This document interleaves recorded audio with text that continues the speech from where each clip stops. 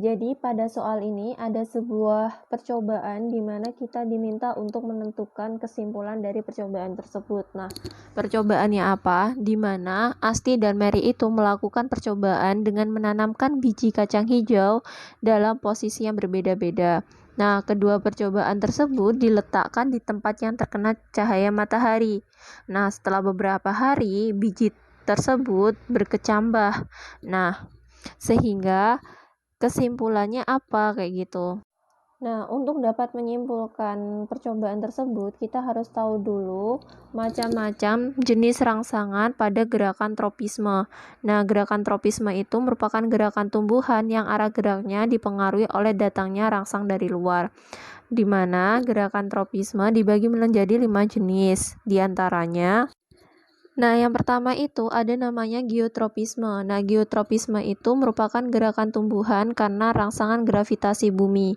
Nah, geotropisme dibagi menjadi dua, yakni geotropisme positif dan geotropisme negatif. Geotropisme positif merupakan gerak tumbuhan yang mendekati gravitasi bumi, contohnya pada gerakan kecambah yang menuju pusat bumi. Sedangkan geotropisme negatif merupakan gerak tumbuhan menjauhi gravitasi bumi.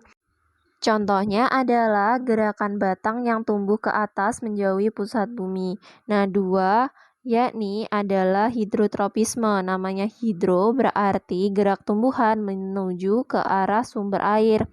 3 ada tikmotropisme, di mana tikmotropisme merupakan gerak tumbuhan bersulur saat membelit batang ataupun kayu.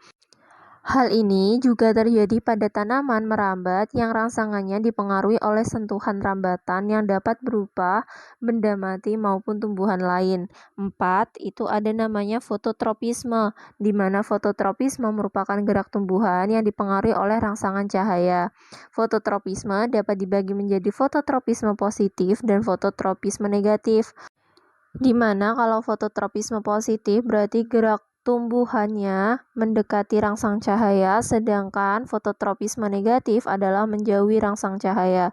Kemudian 5 itu ada kemotropisme, di mana kemotropisme merupakan gerak pada tumbuhan yang dipengaruhi oleh rangsangan bahan kimia.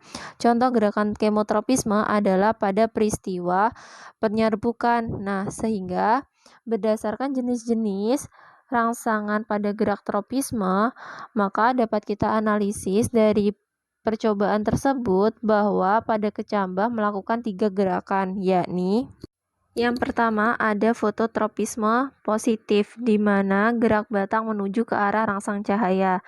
2 ada geotropisme negatif, di mana gerak batang menjauhi pusat bumi.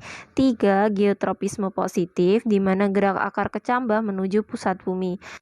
Dengan demikian, berdasarkan penjelasan tersebut, jawaban yang benar berdasarkan pilihan ganda adalah pada pilihan ganda D, di mana D menjelaskan bahwa akar kecambah bergerak menuju ke pusat bumi yang dinamakan dengan gerak geotropisme positif.